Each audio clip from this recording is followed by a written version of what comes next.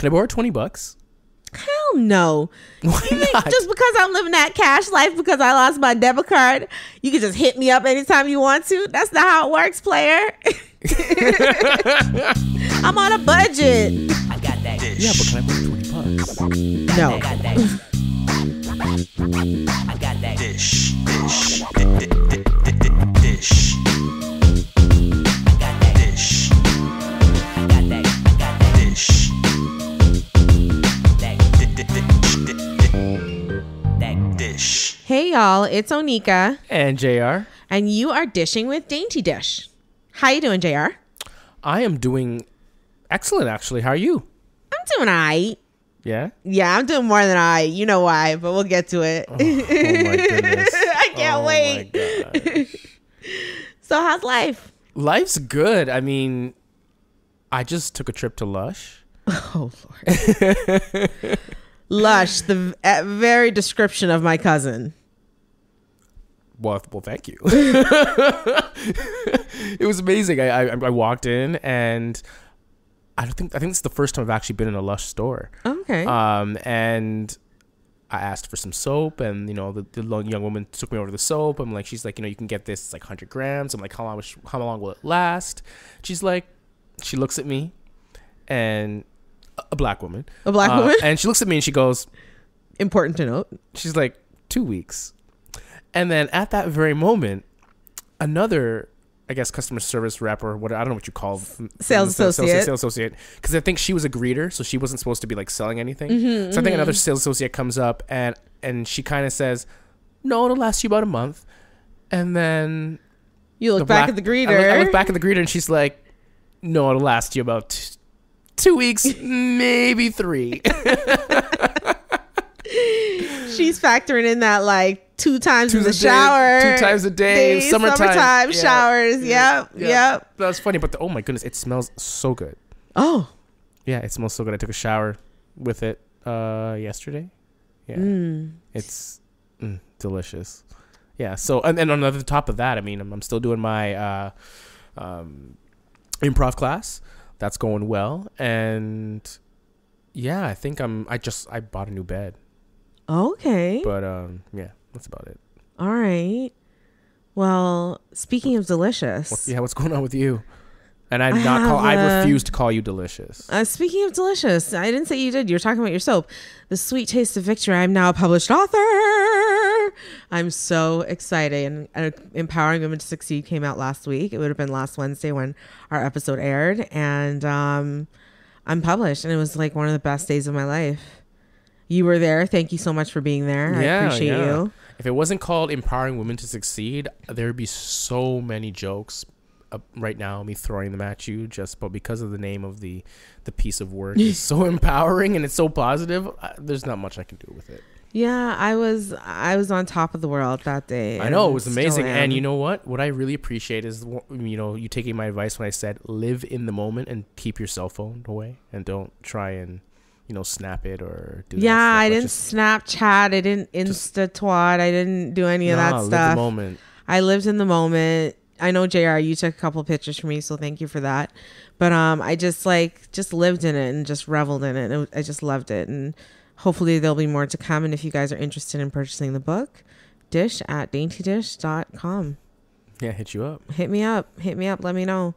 Congratulations. Thank I you. don't think I said that yet. Yeah. Thank you. But we actually have a joint tale from the TTC to tell this week. Do we?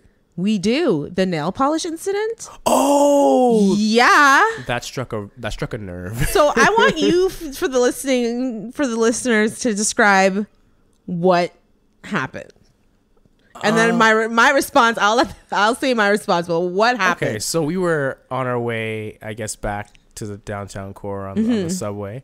And we were sitting in the 2-seater. We were sitting beside each other, and there is typically a 3-seater that is I guess it's not adjacent to the 2-seater.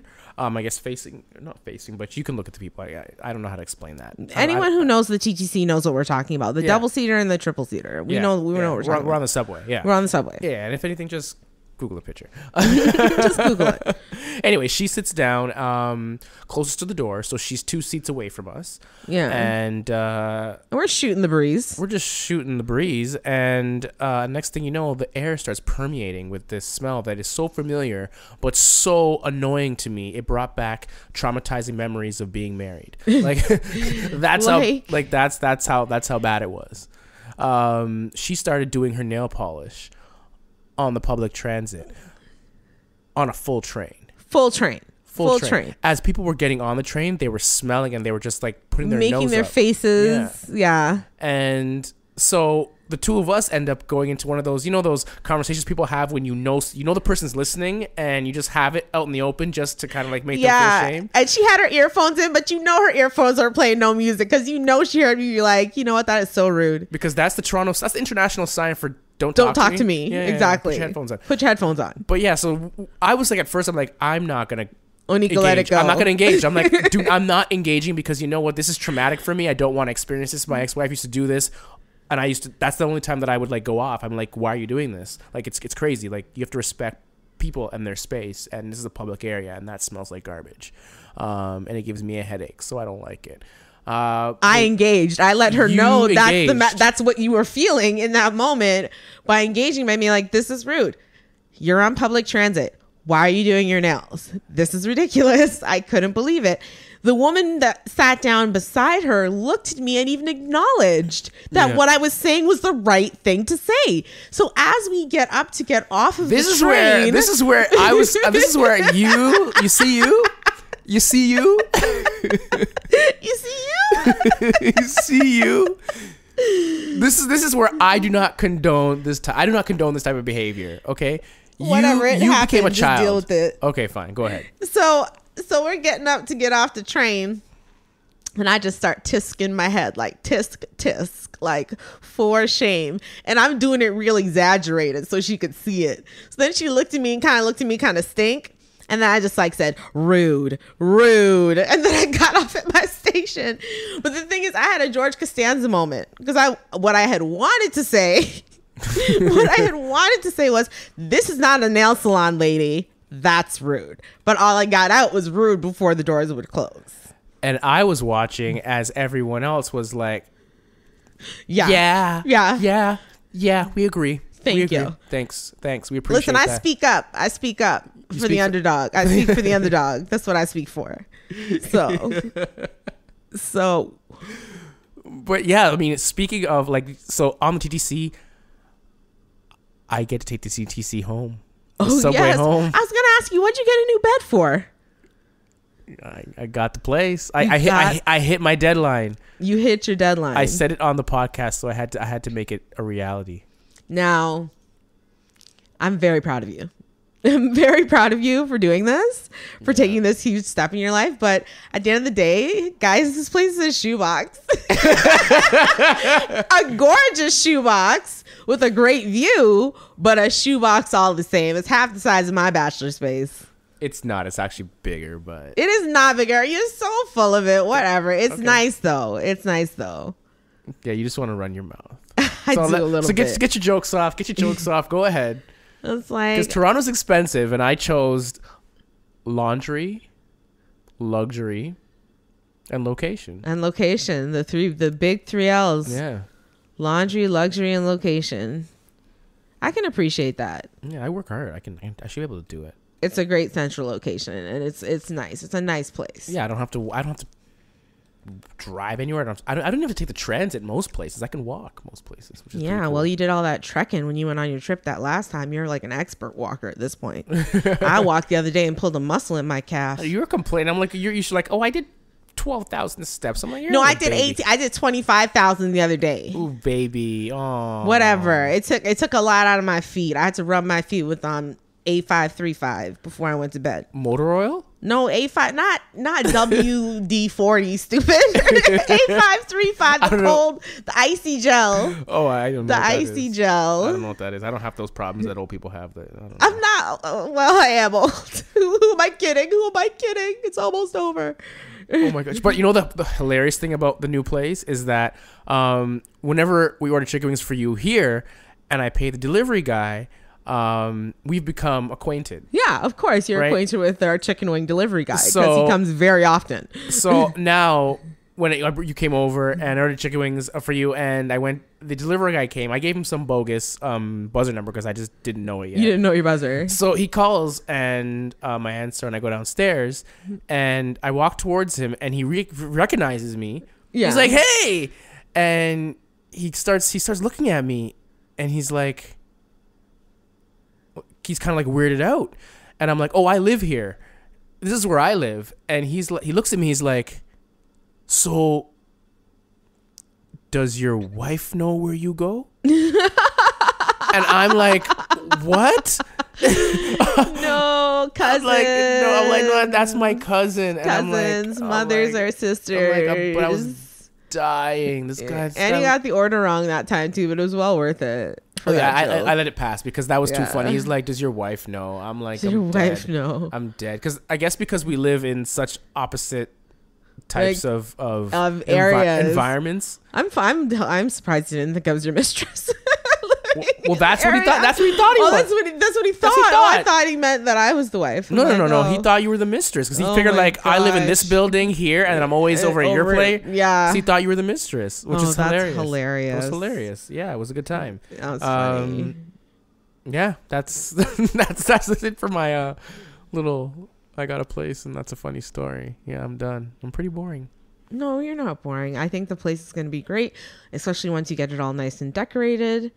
It's gonna be quite the pad. Yeah. So I just got the bed. The bed, it's the most expensive piece in the place. It's ridiculous. I know, but you'll be comfortable. I will. If the mattress is nice.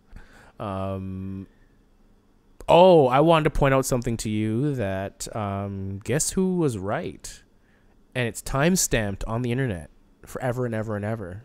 Who? What? You. Remember, Me? Yeah, you remember you. I was right. Was I right about? Remember our episode? We were just talking about that episode with Kanye West. On Oh, TMZ? about Kanye being bipolar? Yeah, look at that. Yeah, I called that. Yeah, I called that. He has a new album out right now, doesn't he? Yeah, we're not talking about music. Though. Oh, we're not talking about music. I'm not talking music with you. Yeah, you're not. I'm not talking music with a layman. No, just you, just you in particular. Like, Okay. you're annoying when it comes to music. That's true. Yeah, I don't have all my facts straight.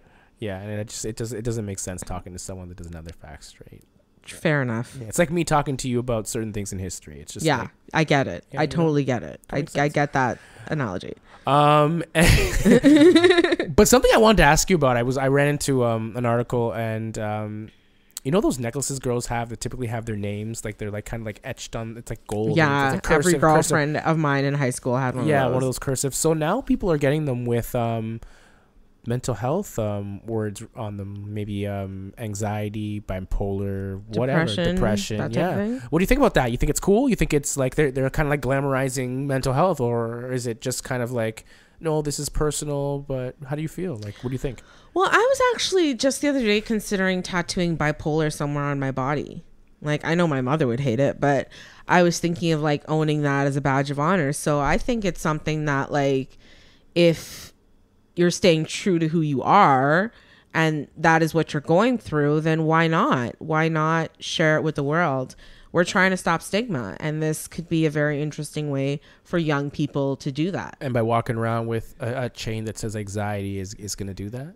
I think I thought my tone there sounds like I'm against it, but I was more like questioning. No, you. I just feel like it's something that people identify with.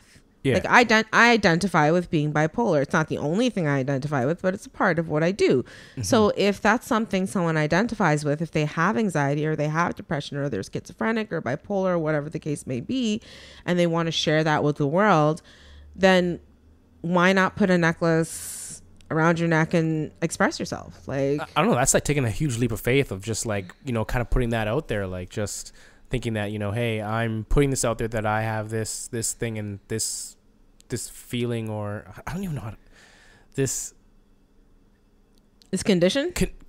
Is that the word we're using? Yes, condition. It's condition. Okay, I have this condition. Like, is that something? Like, I don't know, because sometimes some people are just like, I meet a lot of people that say I have anxiety and I have some depression, like, and it's not really diagnosed, and it's more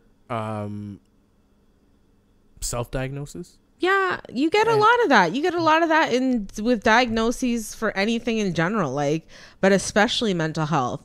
And I think if you are being true to yourself and true to a condition that you might have, taking that leap of faith and taking that leap and putting that out there to the world, I think is a huge step. I think it's something that is to be commended, rather than, questioned necessarily. Okay. Well, I know you took like a leap. I don't speak. I guess we're talking about leaps. Yeah, we're talking about leaps now. You took a leap with your. We've leapt in. Yeah, with you writing your chapter. My chapter. The Dragon Slayer, right? Yeah, that's a big old chapter around my neck. That's a chapter around your neck. It's a leap of you putting out your mental health condition. Or condition. I got it right? Condition. You did. Condition out there. Putting out things about your personal life, my family life, my home life. Some things that you shared in the podcast, some things that you haven't. It's all those things are out there. What kind of brought you to taking that leap? Honestly, I think a lot of it is the stigma behind mental health. And it was spending all those years hiding my condition, whether it's because my family wanted me to, or if it was because I was ashamed of it, or even if it was simply because I didn't want to believe that I had that condition. I was hiding it from the world, and it was causing me more harm than good. So I needed to have that release. I needed to have that just whoosh where it all washed away. And I was honest with people, and I was honest with myself. And I think that's what led me to write the chapter, because if I can do something like that, then I want people to know that they could do something like that. You had to like trust in Randy and her team, Gordon, right? Randy Goodman, yeah. No, and Gordon, yeah. Gordon, Randy Goodman, and I don't know Gordon's last name. I don't know Gordon's last name either. I'm sorry, Gordon, if you're listening. Yeah. No, but you had to trust in like her team, and what was that like? Like just opening up to a group of people and saying this is my story, and you're helping me with this platform to share it, to be a writer, to become published. Like, how did you get that trust? I don't think it was trusting them so much as it was trusting myself. Okay. Like, it wasn't, once I decided to take the leap, once I decided to, like, the whole process of signing up for the chapter and, starting to make payments on the chapter and all that stuff. Like, once I'd done all of that and I'd taken the leap, it was trusting in myself that I was doing the right thing, and telling my story for people to hear was the right thing. Not just for me, but for those that, those lives that it would touch. Okay. Yeah, that's fair. I mean, so and now so your dream of being a published author became a goal. Mm-hmm. The dream became a goal, and now you're seeing the success of that.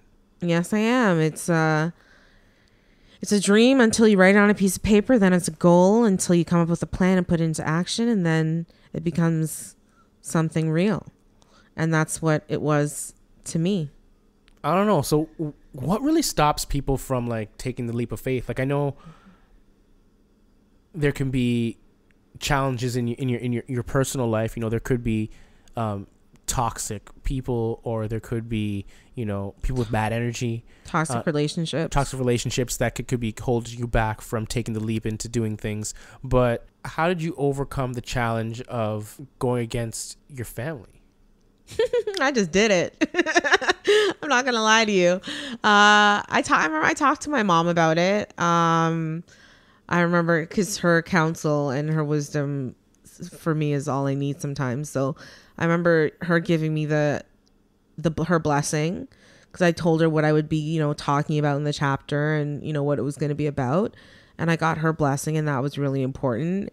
And then other than that, just having a strong support system and team that I kind of have over the years built for myself, that includes a mix of family and friends, getting their advice on what I should do, and all of them, just having very positive reactions towards me writing the chapter was enough for me to want to do it.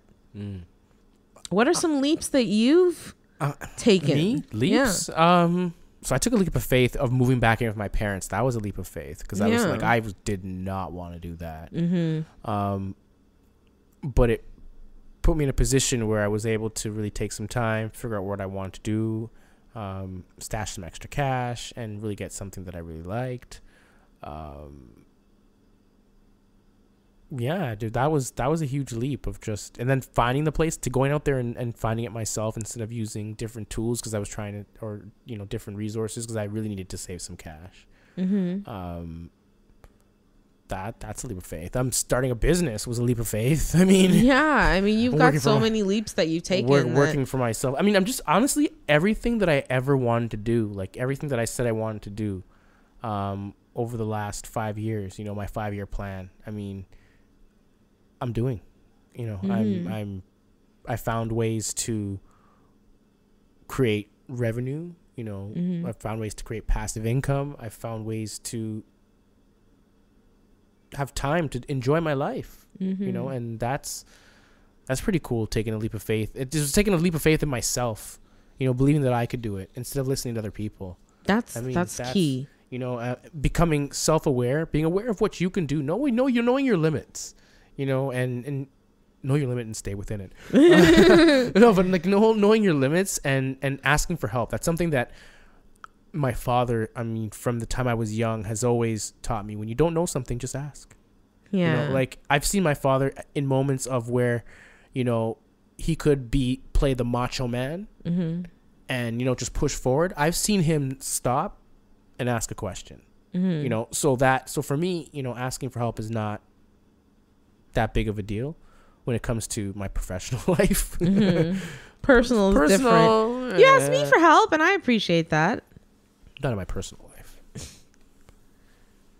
Every piece of advice you've given me in my personal life has gone to Whatever, that's a lie. But I think also I'm just going to skip over that. I think also taking the leap, it's believing not just in your limits, but believing in the infinite, like just the infinite possibilities of like what you can do and what you can accomplish if you just jump. Absolutely. And you do it fearlessly and without hesitation. Yeah, I feel like hard work just trumps everything. You know, I mean, you create your own opportunities. That's what you know, Charlemagne said in his book Black Privilege. I'm gonna say Black Privilege again just because. Yeah, you know, it irks the shit out of me. Yeah.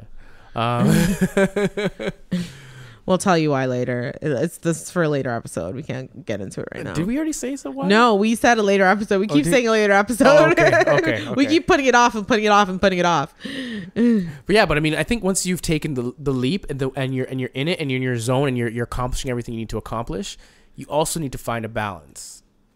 Yes. You know, at that of how to, you know, decompress or, you know, kind of bring your life into, you know, focus and a whole, you know, like I feel like, you know, to be honest, like in my marriage, that's where my life, it lacked balance, you know, like I went from having this girlfriend that I saw on let's say weekends that, you know, it was like relieve stress, you know, kind of just like blow steam, have a good time, to now moving in together where, you know, this person thinks that it's going to always be fun time, blow off steam. Whereas the reality is no, I there's other things that have to be done, you know, like there's, you know, there's other things that go into allowing to have that party hard lifestyle.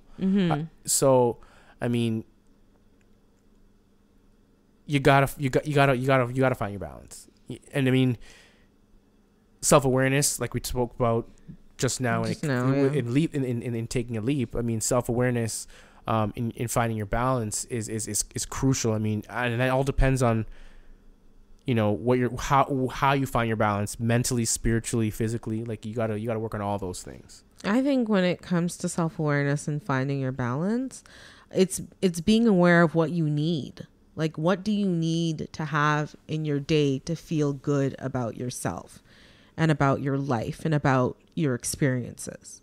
You know, so whether it is the physical, the mental, the spiritual, the emotional, whatever that looks like, you need to know what you need. And that's where I think a lot of self-awareness comes in. For the physical, for me, like I've been trying more and more lately now that the weather's gotten better to walk places. You know, I walked my appointments. I've walked work a couple times this week, like when the weather was better. You know, I'm trying to walk more. I'm trying to like bring exercise into my life, because let's just be honest with you, I hate exercise. I hate it. But I'm trying to incorporate it into my life because I feel better. I feel good. You know, I'm starting to feel much, much better. I'm not breathing as heavily, especially now that I've quit smoking cigarettes. It's been almost 2 months, guys. Congratulations to me. I know. I haven't made the breathing comment. You haven't made the breathing comment in like 2 months. Yeah. It's been since April. So yay me. But like, you know, dealing with things related to your diet, I'm trying more and more to cook and not to get the chicken wing takeout option. Yeah. You know, I had a nice steak last night. Was it at 2:00 in the morning? Yes. But that was because I couldn't fall asleep after coming home from work and I was hungry. So hey, you don't have to justify I got up and I made a steak with some mushrooms. Healthy choices. I could have had pizza. But yeah, so it's so many different things that you have to take into consideration when it comes to having a balanced life. Yeah, and I mean, whatever kind of works for you. I know I've experimented with different things now. I mean, I tried surfing. Yeah, I know you did. Love that, and that's cool. Like that's the videos on Instagram, guys. Yeah, you're right. I know. And you know that was kind of like physical and spiritual, like kind of like at the same time, being one with the water and the earth and all that good stuff. But there's other things you can do. Like, I mean, I enjoy yoga right now and meditation. That's like those are like my two things that I'm like totally about. They kind of bring me down. I know today, like when I called you before I came over, usually I'm the one that kind of brings the tempo down in the conversation. And today you brought the tempo down and I was like, whoa, that's. But a part of that was that I was in a very quiet space. I started volunteering for Youth Empowering Parents, this organization in Toronto, great charity. Started volunteering for them today, and they work in a working space. Oh, like I do. Like you do. And so there's like a noisy section with the kitchen where everyone kind of hangs out. Then he has this kind of little private office, but there's like an opening at the top so you could still hear the noise. So I had to be like quiet all day, which you know is like the hardest thing that I've ever had to do. Like, I think I need to get that kind of infrastructure put in. Yeah, wherever you go, just walk around with it. No, so I had to be quiet all day. So when I came home and you called, I was just very like, chill. I was not expecting that at all. No, I didn't think. I figured that you weren't. I was thrown off. Sleeping? I was like, I was thrown off, but I was like, what's going on? It's like 4:00. What is going on here? I don't know. Like, there's more things you got to find your balance. Like, there's outside of that whole, you know, the mental, physical, spiritual thing. We have friendships. Oh yes. You know, that's something that you got to find balance with. Your career, work. And then neither of us have this problem. Relationships. Well, I was saying kids. Kids. Oh, well, relationships. Friendships and relationships kind of go together. Yeah. We don't, neither one of us, again, have this problem with relationships. We don't have to find our balance, but with our friendships, definitely you do. And I think as you get older, it's easier to do that. I think because you know yourself so well, you surround yourself with the correct people. You know what I'm saying? Yeah. Like you surround yourself with positive people and people that are going to uplift you instead of bringing you down, as opposed to say like when you were in high school and it was just like a Shark Tank and you just kind of attached to whatever group like would let you in. So it was a bunch of toxic people that you were surrounding yourself with, not realizing it for the sake of survival. At least that's how I felt about high school. I just thinking of that scene from Mean Girls where they go into like the whole over dramatization of like the jungle in the cafeteria. Yeah, in the cafeteria. Yeah. And I don't know, with careers, I had to say goodbye to the whole idea of having that corporate career years ago because there was literally no balance in my life during that time. You know, I ended up actually, and I think I've mentioned this before, I ended up getting sick during that time. So, really? Yeah, I ended up having my last episode. Oh, yeah. What am I saying? Oh, really? I'm like oh, really? Like, you were there. Like I was there, yeah. Yeah, so, you know, when it comes to careers, you have to definitely choose wisely. Like, I was in event management, not a smart choice. And yes, JR, I know you told me so, okay? Oh, I wasn't going there. I was just going to say, like, I mean, now, you know what's interesting? Now, like, I recently took a contract in a help desk. And I get to like give you the first tier person that you talk to when you call in for support. Mm-hmm. So, you know, everyone's always angry, you know, and I have to sit there and just listen. And take it. And it's pretty cool. Like I forgot. It's kind of It's humbling because I haven't done it in a while. And you don't have to do it. You're just doing it because you're doing it. Like, you don't necessarily, you could walk away anytime. Whereas there are people in life who will stay unbalanced because they're in jobs that they cannot walk away from. Oh yeah, I mean, sometimes you have responsibilities that you kids. Yeah, let's bring up kids again. Kids, bring those house, those little rugrats up. Yeah, mortgage, wife, kids, husband, whatever it may be. Yeah, bills. It's tough to like be balanced, man. Like when you put it out there, like all those things, those different like little pieces. It's tough to stay balanced. What's like? How do you stay balanced? How do you stay balanced? Like, I mean, I don't know. Like you're talking to a guy with a failed marriage, so I can't. I don't know. I don't know. Like you're talking to a girl who's been single for 2 years. I mean, from my vantage point, I know I stopped doing things that I enjoyed because they made somebody else feel away. And feel some type of way. Yeah, so that's that, and that kind of made me lose my balance. So I just lost my way, I guess. Yeah, and that happens. It happens where you do lose your way because of, again, toxic forces in your life. I mean, if you ask me, the way to stay balanced, I mean, I had my year of yes, where I said yes to every opportunity, and those opportunities became, fruitful. I had times where I said, you know what, I'm not taking this anymore. I'm not going to do this to myself. I put my health first. I put my mental health and spiritual health and all that first. And I said no, and I walked away. It's being, again, just like taking the leap, finding your balance is being fearless as well. Yes, you're right. It's being fearless as well, and knowing your limits and playing within them, and knowing how to carve out a piece of this world for you. And that's, to me, that's the best thing I could say. Just carve out a piece of this world for you, and that way, you'll start down the road to finding your balance. But with that said, that has been the dish of the day. If you guys want to let us know about any leaps that you've taken recently or how you find your balance, please do get in touch with us. JR, how can they reach us? You can definitely reach us at dysh, dysh, at daintydysh.com. That's DAINTY DYSH.com. You can check Onika out on onikadainty.com. What's going on over there right now? You can find my poetry, my blogs, and some very personal journal entries. Cool. You can also check Onika out on Instagram at Best of Onika. You can check me out on Instagram at Best of J.R. If you're listening to us on Apple Podcasts, give us a 5. You deserve a 5. Please subscribe, and some feedback would be greatly appreciated. Thank you so much in advance. If you're listening to us on YouTube, please subscribe there and give us a comment, and we really truly appreciate if you'd give us a like as well. And if you're listening to us on any other platform, please subscribe, give us a like. We truly appreciate you for listening there as well. That is it for me.